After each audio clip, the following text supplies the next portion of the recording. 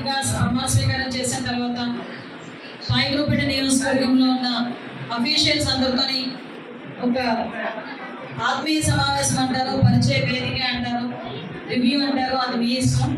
నేనైతే ఒక పరిచయ వేదిక మనం రాబోయే కాలంలో 5 సంవత్సరాల్లో పనిచేసేదానికి ఒక పక్కా ప్రణాళికతో ముందుకెళ్ళాలని ఒకే ఒక ఉద్దేశంతో మిమ్మల్ని అందరినీ ఒకసారి పిలిచి మాట్లాడడానికని పిలవడం జరిగింది. ఇక్కడికి అన్ని డిపార్ట్మెంట్స్ వాళ్ళు కూడా వచ్చున్నారు. అన్ని డిపార్ట్మెంట్స్ హెడ్స్కి, అన్ని డిపార్ట్మెంట్స్ వచ్చిన వాళ్ళందరికీ కూడా పేరు పేరున ధన్యవాదాలు, నమస్కారాలు తెలియజేసుకుంటున్నా. ఎక్కువసేపు అంటే మీతో నేను క్లియర్గా డిస్కస్ చేయాలి. ఎందుకంటే నేను ఏదో రాజకీయంగా మాట్లాడడం కాదు, అలాగని చెప్పి ఉన్న వాస్తవాన్ని దాచిపెడితే అది మేము తప్పవుతుంది. కాబట్టి లాస్ట్ 5 years 2014 నుంచి 19 వరకు నేను కూడా ఇక్కడ ఎమ్మెల్యేగా చేశాను. ఇక్కడ నాతో పాటు పనిచేసిన వాళ్ళు ఇక్కడ చాలా మంది ఉన్నారు.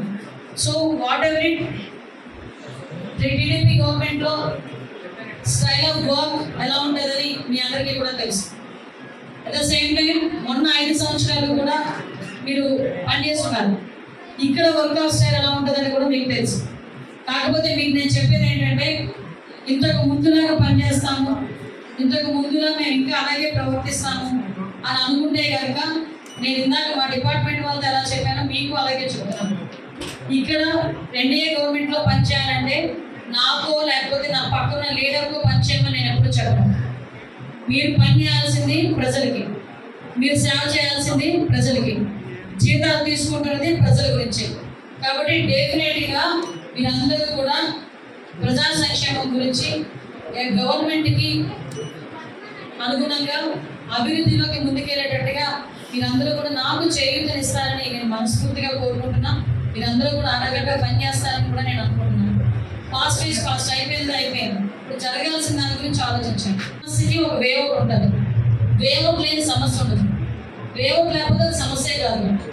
నాకు తెలుసు ప్రతి సమస్య పరిష్కారం ఉంటుంది. డిఈ గారు ఈ వరకు ఇలా ఆగిపోయింది, ఏం చేద్దామంటే ఏమి చెయ్యలేమో మాత్రం చెప్పొద్దు. ఏ రోజు నా దగ్గర దాన్ని ఏ రకంగా చేస్తామన్న దానికి సలహా ఇవ్వండి.